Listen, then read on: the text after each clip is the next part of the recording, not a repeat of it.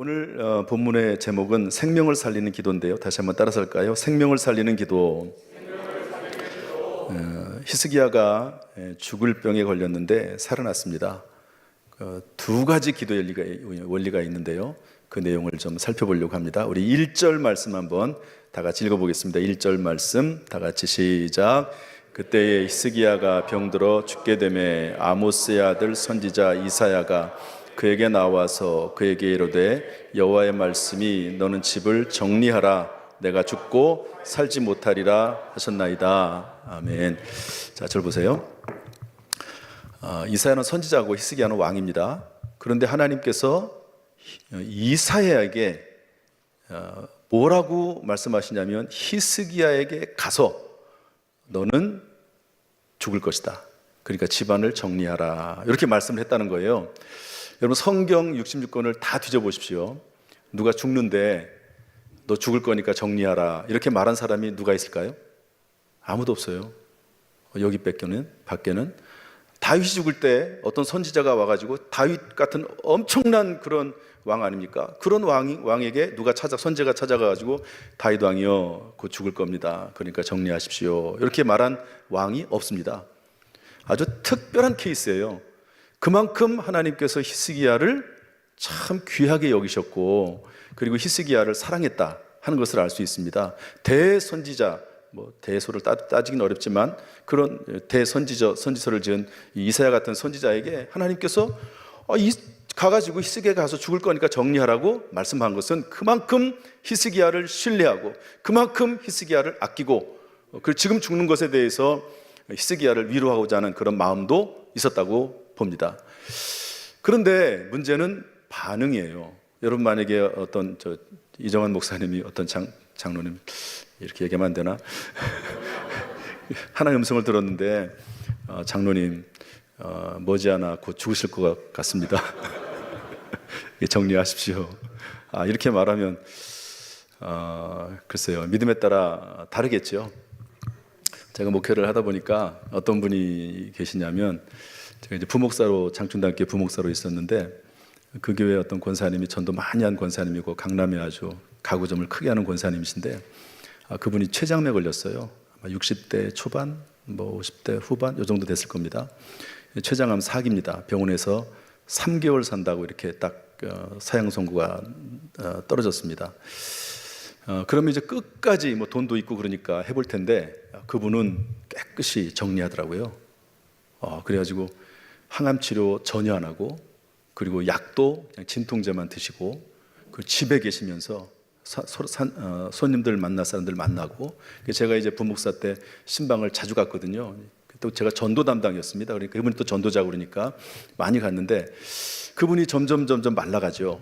그런데 이제 항상 몸은 아프고 말라가는데 항상 기뻐하세요. 참 희한해요. 그리고 제가 신방을 가면 반갑게 맞아주시고 뭐라고 말씀하시냐면 그때는 이제 이제 부목사니까 목사님 저 예쁘지요? 이렇게 얘기하는 거예요. 예쁜 게 뭐가 있겠습니까? 다 말라가고 정말 초췌하죠. 그런데 그분의 영은 기쁜 거죠. 어쨌든 그렇게 이제 받아들일 수도 있는데 히스기야는 어떻게 받아들였냐면 내가 죽지 않아야 되겠다. 내가 살아야 되겠다. 이런 마음을 가진 겁니다. 저는 이 마음도 이제 하나님이 주신 마음이라고 생각을 합니다. 왜냐하면 뒷부분에 가면 이제 이해가 되는데요. 우리 2절 말씀 다 같이 읽어보겠습니다. 2절 말씀 다 같이 시작. 히스기야가 낯을 벽으로 향하고 여호와께 기도하여 이르되 3절도 시작. 여호와여 구하오니 내가 진실과 전심으로 주 앞에 행하며 주께서 보시기에 선하게 행한 것을 기억하옵소서 하고 히스기야가 심히 통곡하더라. 우리 결론을 아니까 어쨌든 이렇게 간절히 기도하고 심히 통곡하면서 기도했더니 하나님께서 히스기야를 치료하시고 그 생명을 15년을 연장시켜 줬습니다. 할렐루야. 여기 보면 낯을 벽으로 향했다. 심히 통곡했다. 특별히 낯을 벽으로 향했다라고 하는 말은요, 오직 하나님만 의지했다. 이런 말입니다. 오직 하나님만 의지했다. 동서남북이 다 막힌 거예요.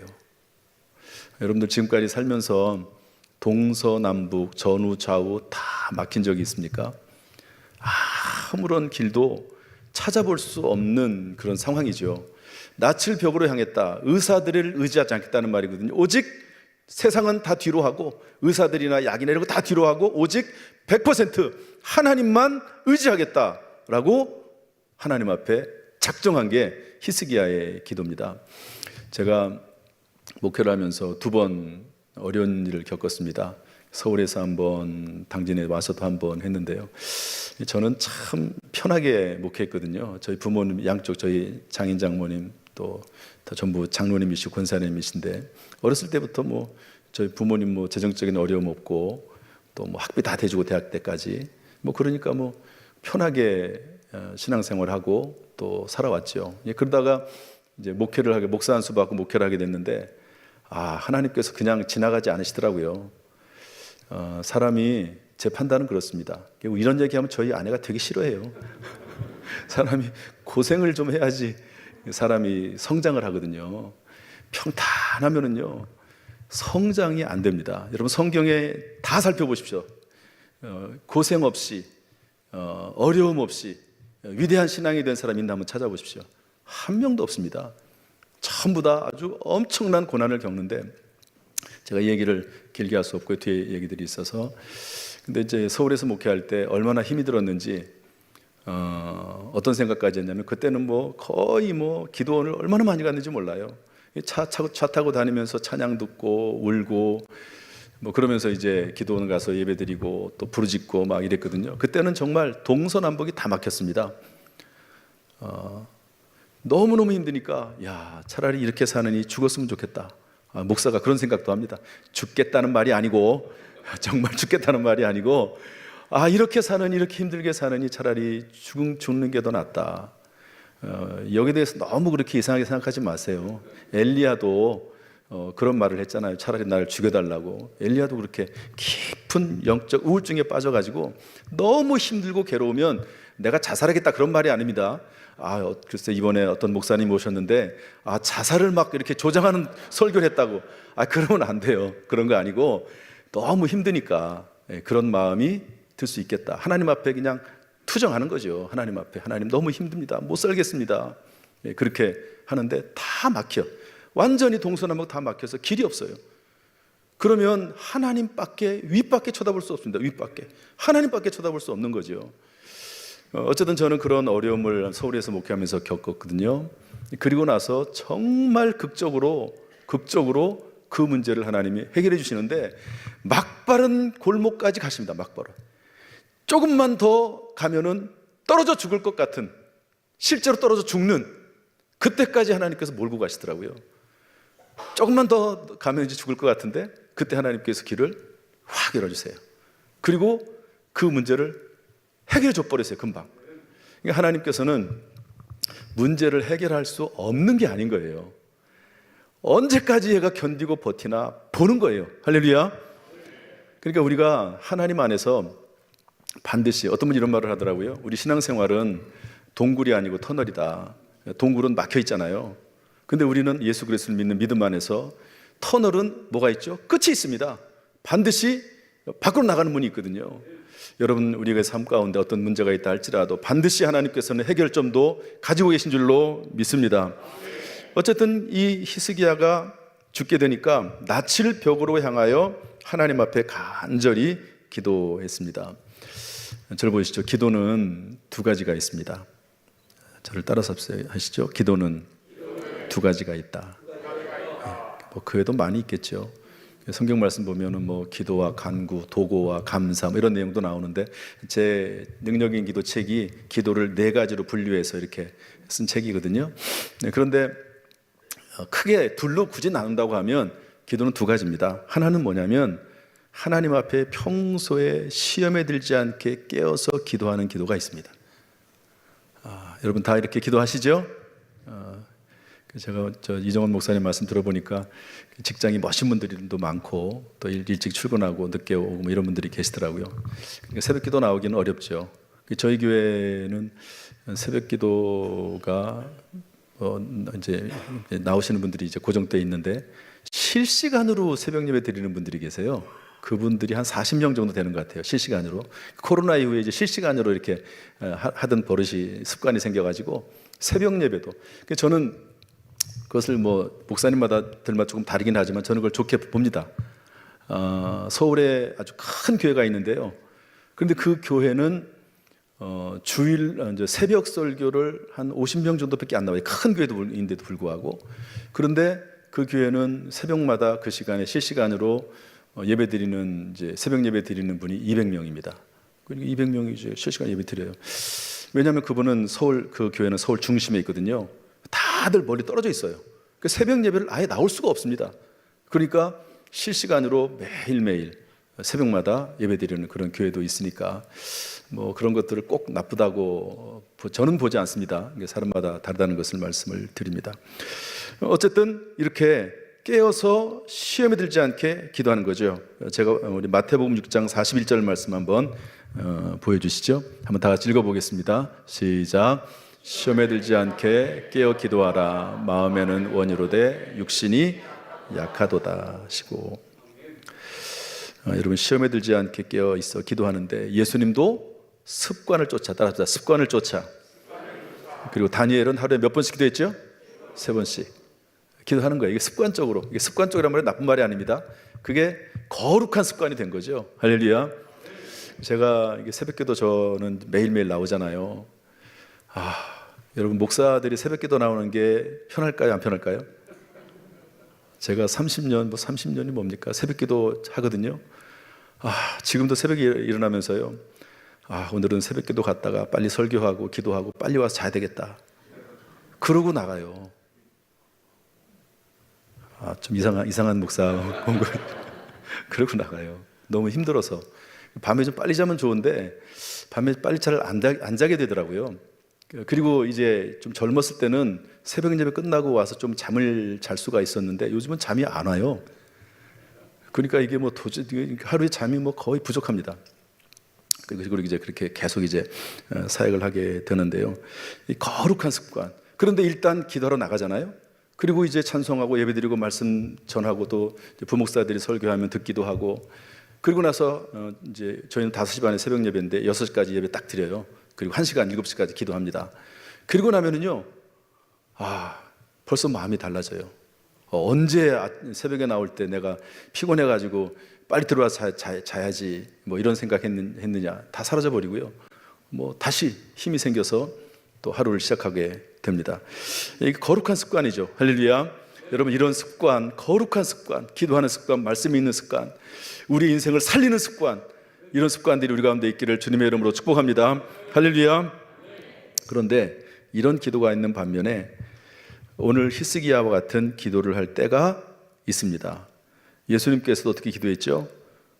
겟세마네 동산에서 습관을 쫓아 감난산에서 기도했던 때가 있고 십자가를 지기 전에 누가복음 22장 44절 말씀 보면 한번 보여주실래요? 누가복음 다 같이 읽겠습니다. 시작.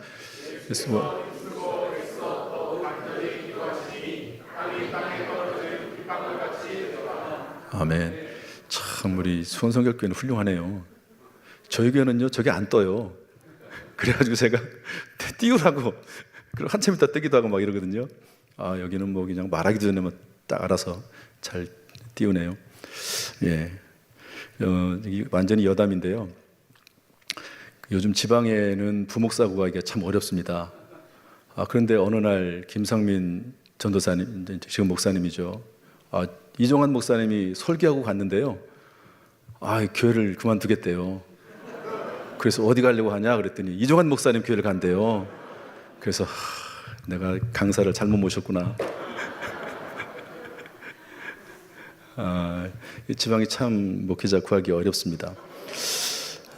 근데 이종환 목사님은 이제 젊은 목사님도 이렇게 잘 구하세요. 참 능력이 있다 그런 생각이 듭니다. 이게 여러분 체감이 안 되시죠? 대전에 있는 큰 교회도 부목사님 한 분 모시는데 2년 동안 못 모십니다. 왜 그러냐면 옛날에는 저희 MDB 대학원 신학대학원 공부하면 거의 다 목회를 했습니다. 지금은 반절밖에 안 해요. 평균 목회를 안 합니다. 그리고 서울에 계셔도 요즘은 사모님들이 일을 하세요. 그래가지고 지방으로 내려가면 사모님들 일을 못 하잖아요. 부목사님들보다 사모님들이 사례비가 더 많아요. 그러니까 못 내려가죠. 지방에는 없어요. 여러분 여기 계신 부목사님들 귀한 줄로 알고 귀한 줄로 알고. 그래서 저희가 완전히 딴 얘기 하는데, 저희가 부목사님을 모실 때 조건을 걸었어요. 우리 교회에서 5년에서 7년 정도 성실하게 사역하시면 담임 목회로 갈 때, 이게 이제 김상민 목사님이 이뤄놓은 업적입니다. 이분 이제 수원교로 가시고, 그리고 이제 모실래니까 안 모셔지더라고요. 그래서 저희가 아예 구인, 이제 총회본부 구인 구직란이 있거든요. 목회자 구하는. 거기다가 아예 딱 글을 써놨어요. 그리고 당회에서 결의를 했습니다. 우리 교회 부목사님이 오시는 분은 담임 목회로 갈 수 있도록 적극 후원하는데 구체적인 내용은 말씀드리지 않겠습니다. 그래서 이제 그렇게 해서 모셔서 아주 열심히 잘하고 계세요. 무슨 얘기 하다가 여기까지 나왔나 모르겠네요. 아무튼 저 부목사님 잘 이렇게 섬기시고 열심히 하시면 좋을 것 같습니다. 아무튼 저 우리 이정환 목사님 너무 부러워요. 아무튼 감사합니다. 이렇게 가끔 이제 어떤 경우에 힘쓰고 애써 간절히 기도하는, 땀방울이 핏방울이 될 정도로 기도하는 그런 기도의 때가 언젠가는 있습니다. 반드시 있어요. 없으면 좋겠지만 있습니다. 바라기는 이런 때가 없기를.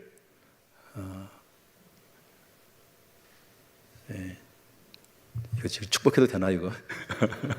성경적이지 않아가지고. 저는 그래서 사실 이걸 많이 강조를 해요. 평소에 시험에 들지 않게 깨어 있어서 기도해라. 할렐루야. 가능하면 그런 일을 안 당하는 게 좋아요. 가능하면 안 당하는 게 좋습니다. 평소에 시험에 들지 않게 깨어 있어 기도하는 게 가장 좋은 거고요. 그러나 하나님이 어떤 경우에 정말로 그 사람을 쓰려고 하실 때 하나님 어쩔 수 없이 훈련의 차원에서 고난과 어려움이 따를 수가 있는데요. 문제가 생길 수 있습니다. 한나 같은 경우 간절히 기도하잖아요. 그래서 사무엘을 얻지 않습니까? 엘리야가 바알 선지자와 선지자 850명과 싸울 때 간절히 기도하지 않습니까? 그 예수님의 기도는 간절한 기도인데, 야고보서 5장 17절 말씀 보면 이런 말씀이 나와요. 엘리야가 우리와 성정이 같은 사람이지만, 뭐가 같다고요? 성정이 똑같은 사람이라는 거예요. 엘리야도 밥 먹을 때 밥 먹고 화장실 갈 때 화장실 가고 우리랑 똑같다는 거예요. 화날 때 화낼 줄도 알고. 엘리야라고 뭐 사람과 다른 게 뭐가 있습니까? 우리와 성정이 똑같은 사람이로되 하나님 앞에 간절히 기도했더니 3년 6개월 동안 비가 오지 않기도 하고, 그리고 또 간절히 기도했더니 비가 다시 왔다고 그랬거든요. 여러분, 엘리야의 기도의 특징은 딱 한 가지밖에 없어요. 그게 뭐냐? 간절히. 그거밖에 없어요. 여러분, 성경 야고보서 뒤져보세요. 오히려 엘리야는 우리와 똑같은 사람이다. 그런데 하나님 앞에 기도 응답 받았던 유일한 이유가 하나가 있다 하면 뭐냐? 그것은 간절히. 할렐루야. 그래서 이 말씀을 통해서 우리가 배울 수 있는 기도에 대한 교훈은, 간절한 기도는 하나님께서 반드시 응답하신다. 한번 따라합시다. 간절한 기도는 하나님께서 반드시 응답하신다. 할렐루야. 저희 교회 어떤 젊은 부부가 있습니다. 그 아내가 젊은 30대 중반 됐을려나 후반. 여집사님이 아주 예쁘장하게 생겼어요. 자그만하면서 예쁘장하게 생겼는데 장로님의 딸이거든요. 그런데 보통 이제 부모님이 장로님이고 권사님이고 그러면 자녀들이 믿음을 잘 이어받으면 좋은데 그렇지 않는 경우가 많습니다. 그런데 교회는 어쩔 수 없이 나가야죠. 나가기 싫은 거예요. 어쩔 수 없이 그냥 주일날 한 번, 두 번 나가고, 그리고 이제 뭐 우리는 셀이라고 하는데 셀 모임, 부역 모임 참석하라고 그러면 시간이 없어요, 바빠요, 그러는 게 아니고 싫어요.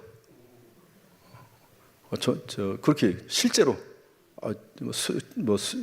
수요예배, 또 뭐 셀 모임 참석하여 뭐 봉사, 그래도 어렸을 때부터 신앙생활 했으니까 그런 얘기하면요 싫어요. 나 싫어요. 그러면서 또 뭐라고 했냐면 이런 얘기를 또 하더라고요. 우리 대신방 하는데. 그리고 봉사하라고 그러면 바빠요. 이게 아니고 싫어요. 나 싫어요. 봉사하기 싫어요. 도대체 왜 봉사하는지 모르겠다고. 왜 헌금하는지 모르겠다고. 그런 얘기를 막 해주더라고요. 그래서 그런가 보다. 난 전혀 그렇게 안 봤는데 그렇게 얘기하더라고요. 그래서 그런가 보다. 그런데 결혼을 했어요. 결혼했는데 결혼하면 이제 아이를 가지려고 하잖아요. 근데 아이가 안 생기는 거예요. 병원에서 진단을 해봤더니 자연 임신 불가. 임신이 안 되는 거예요. 자연적으로 임신이 안 되고 워낙 자궁이 약한가 봐요. 그래서 아이를 가지기는 하는데 곧 금방 사산하고 아이를 못 갖는, 가자도 못 가질 뿐만 아니라 가자도 이제 또 잃어버리고 그래가지고 할 수 있는 모든 의학적인 방법은 다 썼습니다. 할 수 있는 것들이 있잖아요. 시험관하기도 해보고 인공수정도 해보고 이것저것 다 했는데 다 안 돼요. 안 됩니다. 그래서 그 두 사람이 어떻게 하기로 했냐면, 그 남편이 그래도 좀 믿음이 있어요. 남편이 제안을 먼저 했습니다. 우리 이런 방법 저런 방법 다 써도 안 되니까 한번 하나님 앞에 기도해보자. 왜 다른 방법이 없으니까. 이스기야처럼 다른 방법이 없는 거예요. 하나님이 죽겠다고 얘기하는데 방법이 어디 있습니까? 하나님밖에 바라볼 게 없는 거잖아요. 모든 의학적인 방법을 다 썼는데도 안 되니까 한번 하나님 앞에 기도해보자라고 해서 그 두 사람이 기도를 시작했습니다. 어떤 사람이라고요? 봉사하기도 싫고 헌금하는 것도 싫고 구역 모임 하는 것도 싫고 바쁜 게 아니고 싫어요. 그런데 놀랍게도 아이를 가졌어요. 자연 임신했습니다. 자연 임신. 근데 이제 워낙 자궁이 약하니까 거의 10개월 내내 누워 있었어요. 어쨌든 임신을 하고 그 아이를 낳습니다. 10개월 만에. 남자아이를 낳는데요. 얼마나 잘생겼는지 몰라요. 쟤는 어떻게 남자애가 저렇게 여자애처럼 생겼냐. 아주 동글동글하게 생겨가지고 예쁘장하게 생겨가지고 그런 아들을 낳습니다. 때때로 우리가 평소에 깨어있어 기도해야 되지만 그런 어떤 문제가 있을 때 오히려 하나님을 경험하는 기회도 됩니다. 문제가 없기를 바라지만, 큰 문제가 없기를 바라지만, 시험 평소에 깨어있어 기도해야 되지만 문제가 있을 때 간절히 기도하면 반드시 응답하신다. 할렐루야. 간절히 기도하면 반드시 응답하신다는 그 사실을 믿고 하나님 앞에 작정하면서 간절히 기도할 수 있기를 주님의 이름으로 축복합니다. 할렐루야. 한 가지 더 남았습니다. 두 가지인데요. 우리 3절 말씀 한번 읽어보겠습니다. 3절 말씀 다 같이 읽어보죠. 시작. 여호와여 구하오니 내가 진실과 전심으로 주 앞에 행하며 주께서 보시기에 선하게 행한 것을 기억하옵소서 하고 히스기야가 심히 아멘. 자, 절 보세요. 자, 저는 이제 이 말씀이 저에게 깨달아진 말씀이거든요. 히스기야가 그러면 하나님 앞에 살려달라고 통곡하면서 울면서 기도, 이건 간절히 기도했다는 표현이거든요. 간절히 눈물을 흘리고 통곡하면서 기도했다. 낯을 벽으로 향했다. 하나님만 의지하고 기도하겠다는 그런 마음 자세를 말하는 겁니다. 그런데 뭐라고 말을 하면서 하나님 앞에 나를 살려달라고 얘기했을까? 뭐라고 말을 하면서? 하나님, 사실은 정말 어려울 때는 다른 말 아무도 안 나오더라고요. 하나님 그냥 살려주세요. 살려주세요. 그 말밖에 안 나와요. 여러분, 기도의 최종 단계는 저는 그거라고 봅니다. 살려주세요. 아무 말도 필요 없어요. 하나님도 알고 저도 알고 다 알아요. 이제 하나님 앞에 드릴 수 있는 기도는 하나님 살려주세요. 이거밖에 없어요. 그 단계가 이제 절박한 기도의 마지막 단계가 아닌가 저는 생각을 하는데요. 살려달라고 말을 하면서 뭐라고 얘기했냐면, 하나님, 제가 진실과 전심으로 주 앞에 행하며 주께서 보시기에 선하게 행한 것을 기억하옵소서. 따라합시다. 선하게 행한 것을 기억하옵소서. 다시 한번. 하나님, 제가 선하게 행한 것을 기억하사 저를 살려주세요. 여러분, 어떻게 이런 기도할 수 있겠습니까? 하나님, 제가 하나님 앞에 정말 진실과 전심으로 선하게 살았습니다. 그거 봐서 저를 살려주세요. 이런 말이거든요. 이게 쉽지 않습니다. 제가 볼 때 쉽지 않아요. 그리고 이 히스기야와 또 우리가의 환경들은 다를 거라고 생각이 됩니다. 그럼 도대체 히스기야가 무슨 선한 일을 했을까? 히스기야는 왕으로서 첫 번째 어떤 일을 했냐면 우상 척결했습니다. 우상, 각 지방에 퍼져 있는 우상들, 바알 선지자, 아세라 선지자 이런 것들을 막 섬겼거든요. 하나님이 제일 미워하시는 거. 그런데 그거 없애기가 어려워요.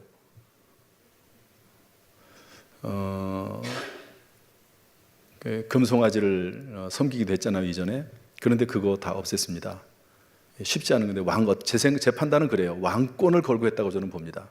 얼마나 반대가 심했겠습니까? 왕이라고 해서 내가 마음대로 내 신을 섬기겠다는데 왜 그걸 방해하느냐?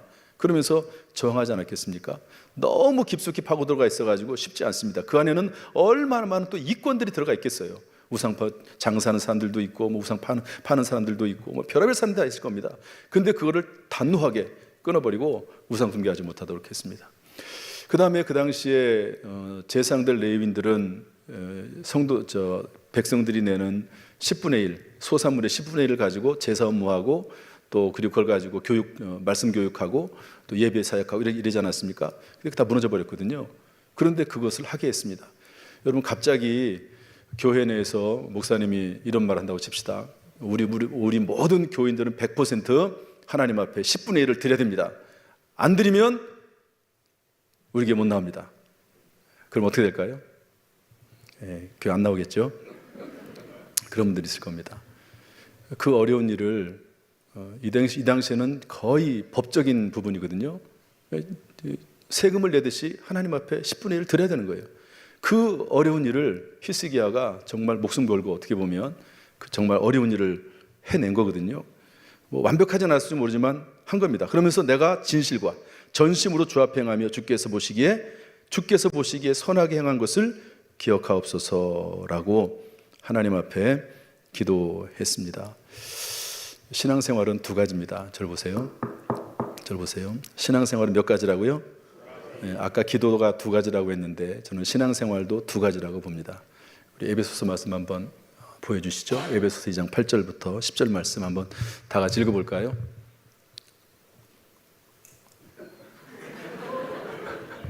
다 같이 읽어보겠습니다. 시작. 너희는 그 은혜에 의하여 믿음으로 말미암아 구원을 받았으니 이것은 너에게서 난 것이 아니요 하나님의 선물이라. 행위에서 난 것이 아니니 이는 누구든지 자랑하지 못하게 함이라. 우리는 다 만드신 바라 그리스도 예수 안에서 선한 일을 위하여 지으심을 받은 자니 이 일은 하나님이 전에 예비하사 우리로 그 가운데서 행하게 하려 하심이니라. 아멘. 첫 번째는요, 구원입니다. 두 번째는 구원 이후거든요. 구원을 어떻게 받습니까? 너희는 그 은혜를 인하여 믿음으로 말미암아 구원을 받았으니 이것이 너에게서 난 것이 아니요 하나님의 뭐라고요? 선물입니다. 주어 수로로 굳이 따진다고 하면 이 한글 성경에 의하면 구원은 선물입니다. 답사 구원은 선물이다.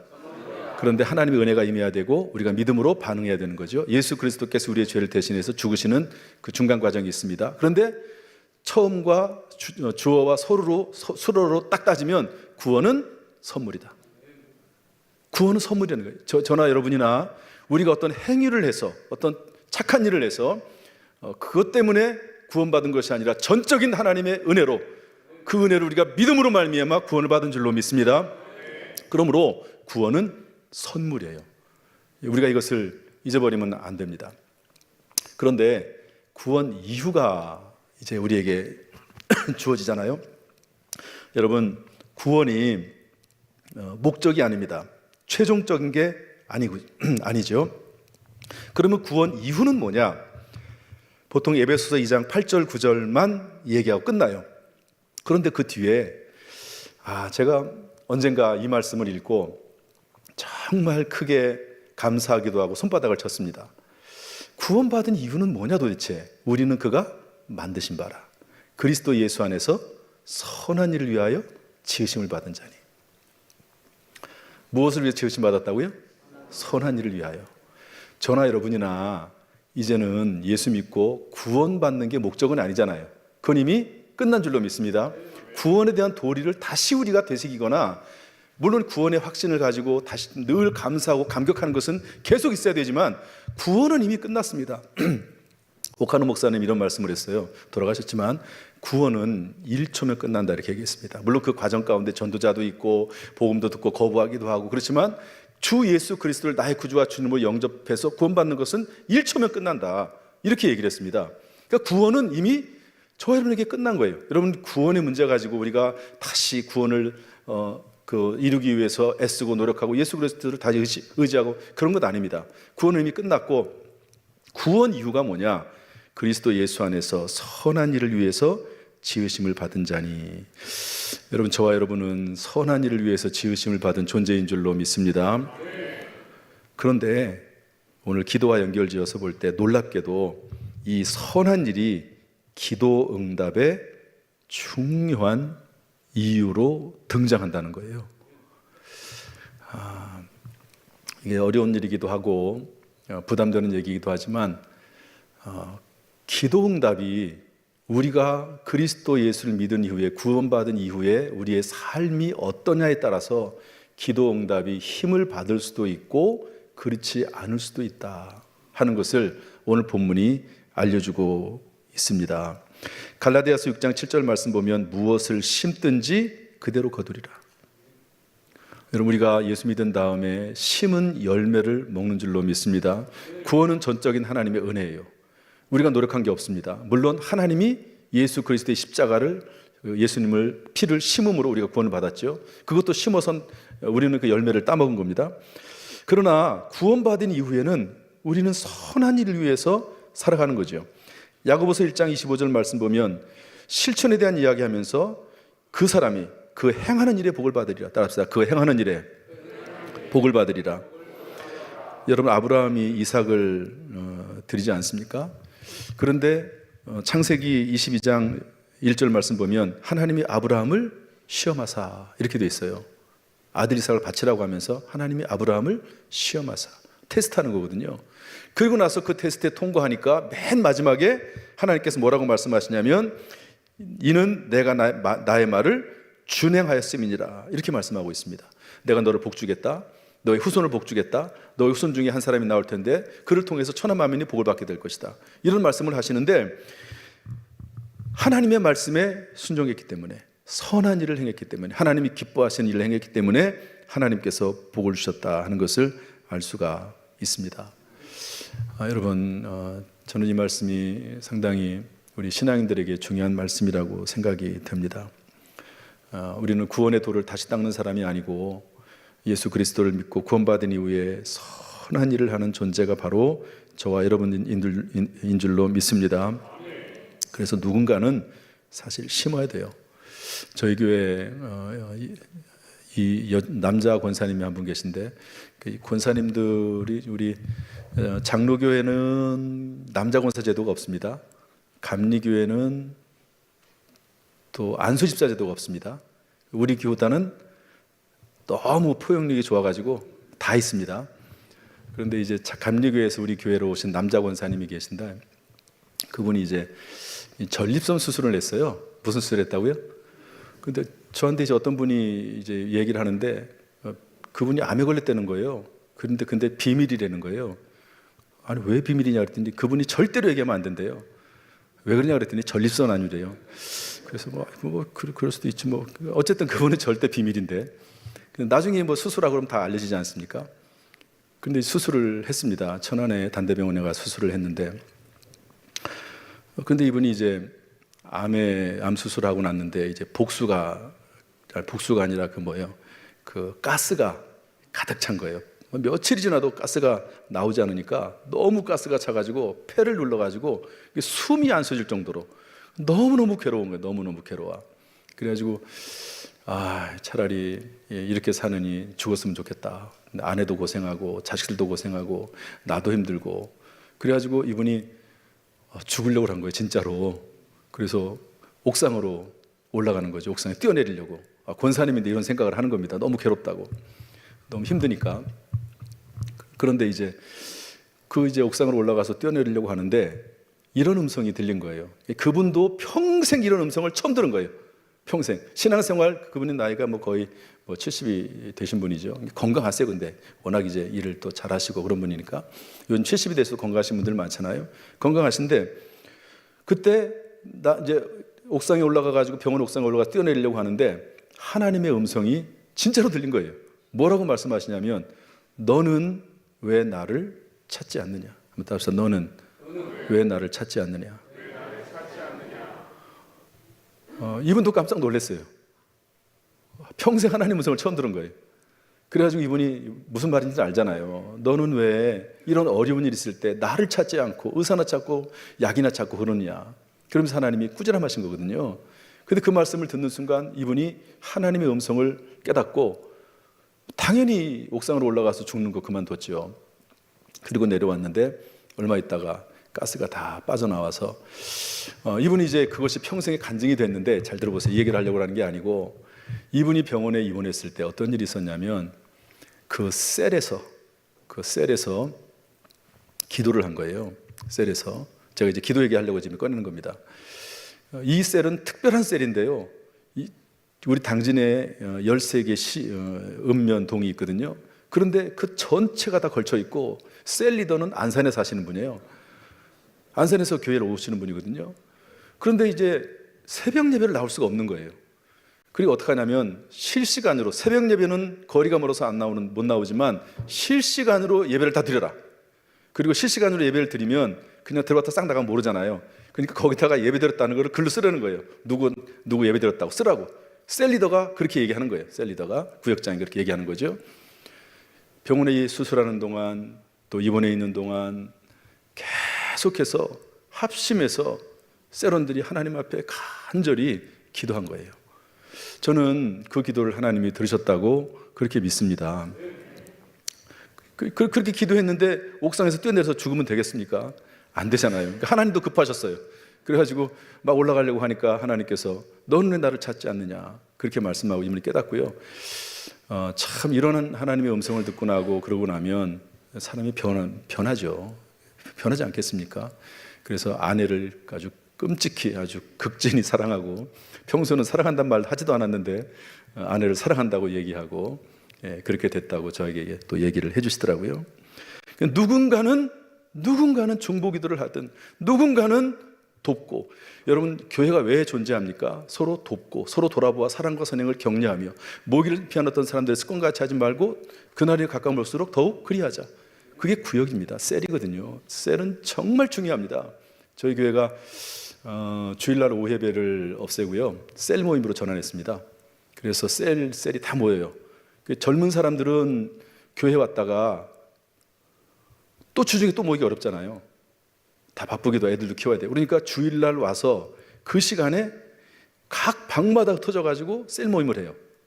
그래가지고 셀 모임을 하면서 이제 아이들은 또 아이들대로 놀고 그렇게 하는데 저희 교회는 젊은 팀들이 이 영향인지 어떤지는 모르지만 젊은 구역들이 부흥했습니다. 어떤 한 구역이 4개로 나눠졌어요. 4개로 분가했어요. 어떤 구역은 3개로 나눠지고 어떤 게 2개로 나눠지고 그러면서 주일날 오후 예배가 정말 너무 아주 저희는 셀 모임을 그렇게 저희 당진의 어떤 교회는 수요 예배를 또 코로나 이후 얘기입니다. 없으면서 또 셀 모임을 또 수요 예배 때 하는 그런 교회도 있고 아무튼 여러 가지 형태로 예배를 받고 옛날에는 감히 상상도 못했죠. 왜 예배를 없애냐고 막 그러는 예배를 폐하는 어떤 사람들 습관같이 막 그래가지고 막 그랬는데요. 우리나라는 예배가 많습니다. 미국 같은데 뭐 그걸 따라가는 건 아니지만 미국에는 뭐 주일 예배 한 번 드리잖아요. 수예배도 없고 새벽 예배도 없고 미국인들 그러면서도 믿음으로 잘 사는 사람들 잘 살아요. 저는 저 개인적인 생각입니다. 또 어디 가가지고 우리 교회 어떤 목사님이 오셨는데 예배를 뭐 안 드려야 된다 그런 얘기 하시면 안 됩니다. 저희는 이제 코로나 이후에 주일 오후 예배를 셀 모임으로 바꿨는데 저희는 너무 성공적이에요. 너무너무 좋아하고 예배당 공간이 없습니다. 셀 그 젊은 팀들이 모여가지고 하다 보니까 지난번에는 저에게 찾아와가지고 목사님 예배당 공간이 없습니다. 공간이 셀 모임을 해야 될 장소가 없습니다. 이제 그렇게 하소연하는 그런 경우도 봤습니다. 어쨌든 중요한 것은 이 셀 모임, 대그룹 모임에서 여기서 우리가 서로 삶을 나눌 수는 없잖아요. 그런데 셀 모임에서는 구역에서는 삶을 나누고 서로 돌아보고 격려하고 위로하고 함께 중보기도 해주고 정말 중요한 일입니다. 그래서 교회는 두 날개로 날아오른다고 하잖아요. 대그룹 예배드리고 소그룹으로 셀 모임이나 구역 예배 통해서 함께 교회는 성장하게 되어 있습니다. 초대교회부터 그렇게 되어 있죠. 할렐루야. 어쨌든 선하게 행한 일은 기도의 큰 동력이 됩니다. 바라기는 정말로 우리가 이 땅에 살면서 하나님을 위해서 선하게 일을 할 수 있는 그런 믿음이 있기를 주님의 이름으로 축복합니다. 말씀을 정리하겠습니다. 결론은 뭐냐? 하나님께서 마음에 감동하실 때 선한 일을 심으라는 거예요. 한번 더 합시다. 하나님께서 마음에 감동하실 때 선한 일을 심으라. 다시 한번, 하나님께서 마음에 감동하실 때 선한 일을 심으라. 저희 교회 장로님이 한 분 계신데요. 그 장로님의 아내 오빠니까, 아무튼 저 그 권사님의 오빠인데요. 그 권사님이 오빠가 장로님이 되셨어요. 하나 예를 드는 것이지 그냥 예를 들다 보니까 그렇다는 얘기 이해하시면 좋을 것 같습니다. 그런데 그 장로님이 이제 장로로 세워지실 때 모든 사람 앞에서 보통 이제 마지막에 이렇게 뭐라고 해야 되나요? 답사 같은 거 하잖아요. 답사를 하는데 이분이 뭐라고 답사를 했냐면, 제가 오늘 장로가 됐는데 앞으로 교회를, 예배당 건물을 100개를 짓겠습니다. 이렇게 얘기를 한 거예요. 그러니까 가족들이 다 난리가 났어요. 아니 도대체, 특별히 이제 저희 교회 권사님 오빠인데, 아니 오빠가 지금 도대체 제정신이냐고 아주, 아니 오빠가 그때 사업을 하고 있었지만 그게 그 정도가 아니거든요. 어떻게 예배당을, 교회를 100개를 짓는다고 전 교인들 앞에서 지금 온 자리에서 그런 얘기를 할 수 있는가? 그런데 이분이 이제 감동을 받아서 이제 그런 얘기를 해버린 거예요. 이분이 성격이 그래요. 또 보통 이제 성격이 좀 차분한 분들은 그런 얘기 마음에 결심을 해도 안 하잖아요. 근데 이분은 성격이 그래가지고 딱 공개를 해버리고 마는 거예요. 어쨌든 이분은 성령이 그렇게 감동했다고, 하나님 마음에 감동했다고 생각을 한 겁니다. 그래서 예배당을 100개를 짓겠다고 공포를 했습니다. 이분이 어떤 사업을 하냐면요, 혹시 이제 큐사랑이라고 하는 걸 들어봤는지 모르겠어요. 큐사랑이라고 뭐 하냐면 머리카락 나게 하는 그런 일을 해요. 샴푸도 팔고 트리트먼트 이런 것도 팔고, 그러면서 또 다른 뭐 비누도 팔고 뭐 이런 일을 하거든요. 저도 이제 그 장로님이 이제 공짜로 저 데려다 줘가지고 한 번 하는데 10만 원인가 20만 원이 한 번에 머리 이렇게 해주는데, 그거를 20번을 제가 했어요. 그래서 머리가 조금 났는지 어쩐지 모르지만 그런데 그 일을 왜 하게 됐냐면, 그 장로 되기 전에 후의 일이거든요. 그 일은 어떤 권사님이 그것을 머리카락에 나게 하는 어떤 그 레시피가 있나 봐요. 그런 약이라기보다도 뭐 그런 게 만든 게 있나 봐요. 그걸 가지고 이제 그분이 개발을 했는데, 본인은 그걸 할 만한 재정적인 능력이 없고 사업 수완도 없는 거예요. 그런데 기도하는 중에 참 하나님의 역사는 놀랍습니다. 기도하는 중에, 그 권사님이 기도하는 중에 이 레시피를 그 장로님에게 줘라, 이렇게 하나님께서 말씀을 하신 거예요. 그래가지고 그분이 그 레시피를 받아들고 사업을 했습니다. 그래서 만들어진 게 큐사랑이에요. 지금 전국에 한 4,000개가 넘는 지점을 가지고 있거든요.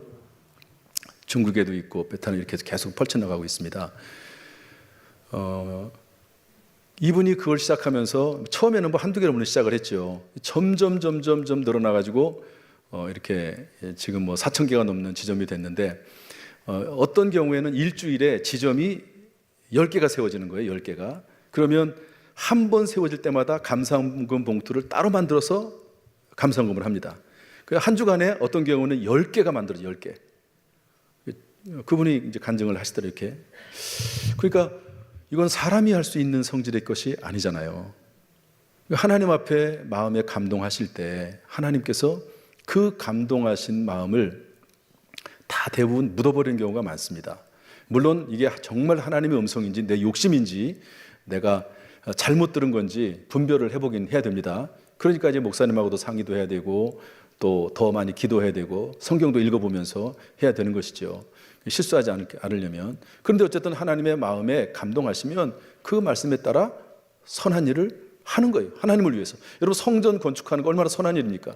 저희 교회는 선교 전략이 뭐냐면요, 예배당 세우는 겁니다. 저희가 작년에 70주년이었는데 70주년이 되면서 우리는 이제 선교 전략을 예배당을 세우는 걸로 한다. 그렇게 장로님들하고 협의를 해서 예배당을 세웁니다. 작년에 해외에 예배당을 3개를 세웠고요. 올해 해외에 예배당을 3개를 세웠습니다. 원래 2개였는데 하다 보니까 하나씩 더 늘어나더라고요. 그래서 작년에 3개, 올해 3개 교회를 이렇게 세웠는데, 여러분 왜 제가 제 예배당을 세우는 걸 전략으로 했냐면, 선교사님들이 우리 50주년 때 되는 해에 선교사님들이 많이 오셨어요. 희한하게 그때 또 많이 오셨습니다. 그런데 그분들이 이구동성을 하는 말씀이 뭐냐면 예배당을 세워달라. 교인들은 만들어졌는데 교인들이 가난해서 예배당을 세울 힘이 없다. 그러니까 예배당을 세워달라. 예배당이 세워지면 전도와 선교에 탄력을 받을 수 있을 것 같다. 예배당을 세워달라. 전부 그런 얘기를 하시는 거예요. 그러시냐고. 그럼 우리 교회는 앞으로 예배당을 세우는 것을 선교 전략으로 하겠다. 그래서 예배당을 세우는데요. 그래서 저희는 2024, 25, 26, 27, 28 이렇게 써놨어요. 밑에다가 한 구자 100만 원씩 이름 쓰게 해요. 벌써 벌써 2007년, 8년까지 이렇게 다 이름을 한 구자씩 써가지고 이제 그렇게 하는데요. 하나님이 선한 일을 감동할 때, 마음에 감동할 때 선한 일을 하는 거예요. 여러분 지금까지 하나님이 마음에 감동할 때 혹시 끊어버린 거, 중단한 일 있습니까? 여러분 그게 사라질 것 같지요? 반드시 다시 또 하나님 기억나게 하십니다. 할렐루야. 잊어버리면 안 돼요. 하나님이 복 주시려고 하는 거예요. 하나님 복 주시려고. 아브라함을 시험하시고 아브라함에게 아들을 바치라고 한 것은 아들을 죽이려고 하는 게 아니고 하나님이 복 주시려고. 할렐루야. 사탄 마귀의 시험은 템프테이션이고 유혹하고 멸망시키는 거지만, 하나님의 시험은 테스트로서 우리를 복 주시려고 하는 겁니다. 할렐루야. 하나님이 하시는 시험에 순종할 수 있기를 주님의 이름으로 축복합니다. 얼마 전에 저희 교회 어떤 부부가 찾아왔어요. 부흥회를 했는데 하나님이 마음에 감동하셨다고 그러면서 200만 원을 가지고 왔어요. 그러면서 기도 제목을 이렇게 주더라고요. 기도해달라는 거죠. 그래서 기도해야지. 이제 부모 전도를 위해서 이제 헌금을 하는데 마음에 감동이 됐다고 그렇게 해서 이제 기도를 하는데, 제가 잊어버리지 않으려고 핸드폰에 붙여놨어요. 기도 제목을. 핸드폰이 하루에 얼마나 많이 옵니까? 그러면 이제 열 때마다 그분의 이름을 불러가면서 또 교회로 오게 달라고 이제 그렇게 기도를 하는데요. 하나님이 감동하실 때 심는 겁니다. 선한 일을 심는 거죠. 이 이야기만 하고 마치겠습니다. 도대체 심는다는 게 뭐고 하나님께서 뭐라고 감동하시는 게 뭔가 하는 부분을 이해시키려고 하는 거니까 저 얘기를 좀 하려고 하는데, 절대로 뭐 하나의 예를 들고 하나의 샘플로 알려드리는 것이 뭐 누구를 뭐 드러내려고 하는 전혀 아니다는 것을 말씀을 드립니다. 그리고 뭐 크게 드러날 일도 아니고요. 제가 이제 본교라고 하는 곳에서 도남동교회 이름이 본교로 바뀌었는데 거기서 부목사 생활을 한 5년 정도 했습니다. 그런데 거기 예배당 건축을 했거든요. 그런데 어느 날 부목사들은 뭐 사실은 뭐 예배당 건축한다고 해서 뭐 거기에 큰 부담은 없지 않습니까? 그런데 어느 날 이제 새벽 기도를 기도하고 있는데 하나님께서 예배당을 짓는데 헌금을 하려는 거예요. 하나님께서 헌금을 해라. 그럼 해야죠, 하나님. 뭐 당연히 해야죠. 그런데 하나님 얼마를 할까요? 물어봤어요. 저는 꼭 물어봅니다, 하나님 앞에. 그랬더니 얼마를 하래요. 이만큼을 해라. 그런데 액수가 많아요. 하나님 너무 많은데요. 이거 어려운데. 아무튼 알겠습니다. 오늘 여기까지만 하겠습니다. 그리고 이제 잠시 중단. 너무 액수가 많아. 하나님이 하라고 하시는데. 그 다음에 또 이제 새벽에 기도하는데 또 하나님께서 말씀을 하세요. 건축 헌금을 해라. 얼마를 해라. 여러분 그런 감동이 있은 적이 있나요? 그런 감동이 있습니다. 신앙생활 하다 보면 그런 감동이 있습니다. 하나님 좋습니다. 그럼 제가 그렇게 하는데 하나님 돈이 없어요. 돈이. 그랬더니 하나님께서 그 순간에 뭐라고 하시는지 아세요? 너 큰애를 위해서 교육적금을 들어놓은 게 있지? 그거 깨.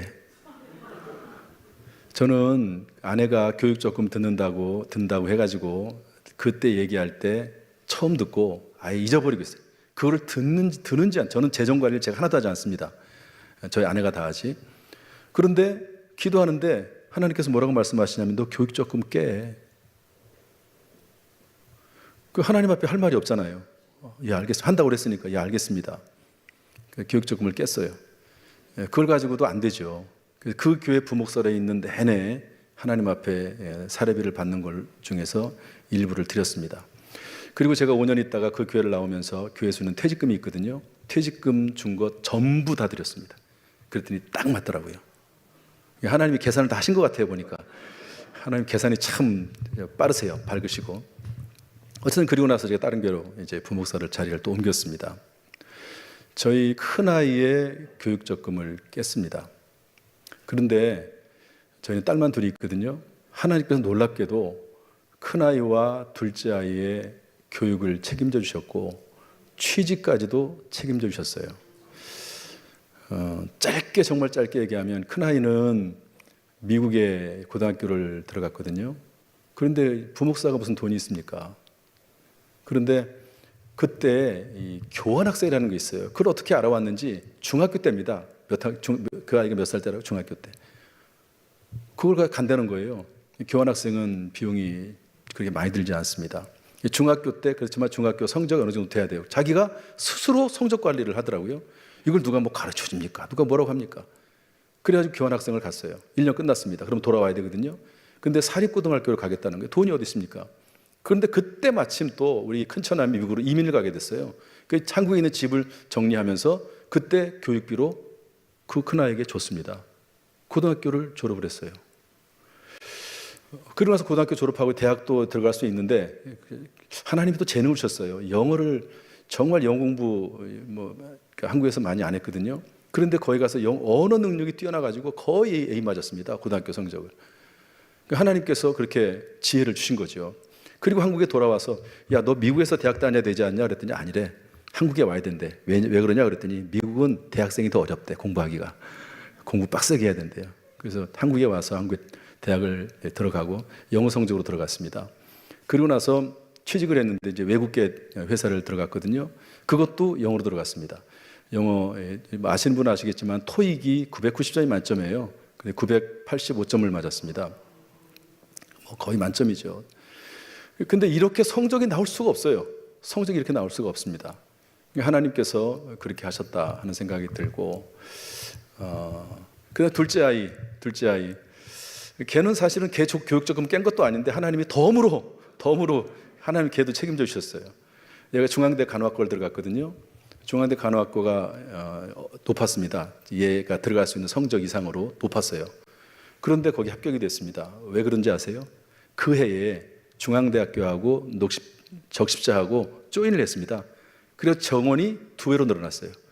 딱 그 한 해 한 번. 그래가지고 걔는 중앙대 간호학과 들어갔어요. 그리고 나서 이 아이가 이제 지금은 사립고등학교 간호교사가 됐거든요. 거기서 이제 교직 과정을 해가지고. 그런데 우리 아이가 그 고등학교 교사가 될 때 일반 공립학교 들어가고 사립고등학교 들어가는 그 임용고시가 있거든요. 근데 사립고등학교까지 들어갈 수 있는 임용고시가 이때 처음 생겼습니다. 그리고 사립고등학교를 들어가면 보통 이제 임용고시로 뽑아도 뒤에서 이렇게 어느 정도 또 돈을 준다고 하더라고요. 저희는 한 푼도 안 줬습니다. 왜냐하면 그때 교장 선생님이 그런 걸 또 안 하는 분이었어요. 그래서 취직이 됐어요. 저는 우리 아이들도 이것을 알아요. 하나님께서 하나님께 순종했더니 하나님께서 자기들의 교육을 책임지셨겠다. 그뿐만 아니라 직장까지도 책임지셨다. 뭐 세상에 아주 좋은 직장 이런 게 비하면 뭐 아무것도 아니죠. 그러나 하나님께서 역사하셔서 하나님께서 도와주셔서 대학도 들어가고 취직됐다는 것을 다 알아요.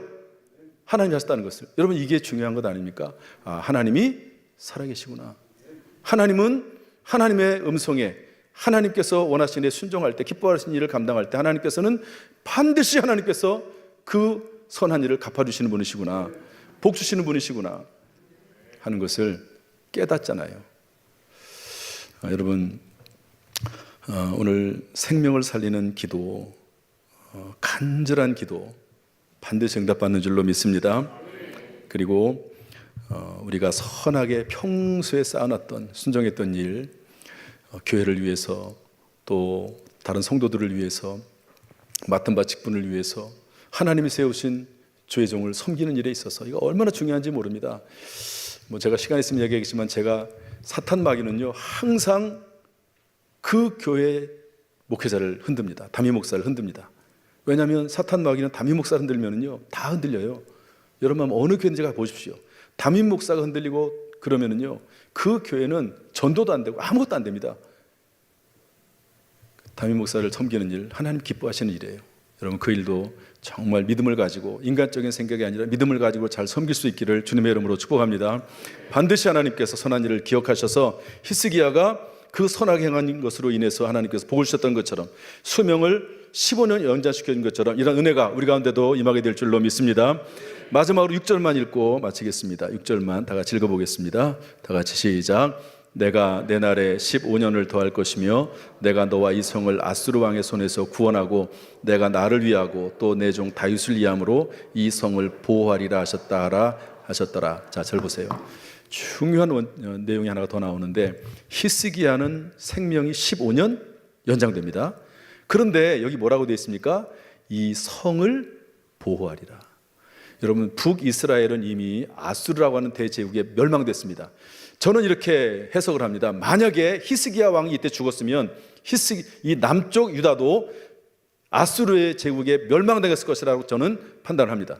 그런데 이 히스기야의 간절한 기도, 생명을 살리는 기도를 통해서 본인도 살고 나라도 구원을 받은 줄로 믿습니다.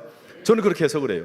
여러분 내가 살면 내가 하나님 앞에 기도 응답을 받고 그리고 내가 하나님 앞에 간증할 것이 있으면 그러면 내가 살 뿐만 아니라 내 가족이 살고 내 직장이 살고 내 주변에 수많은 사람들이 살게 되는 줄로 믿습니다. 교회에게도 큰 은혜가 되는 줄로 믿습니다. 그러므로 여러분 하나님 앞에 이런 간절한 기도, 선한 일을 행하는 삶이 우리 가운데 있기를 주님의 이름으로 축복합니다. 마음에 감동하실 때 선한 일을 심는 역사가 있기를 주님의 이름으로 축복합니다.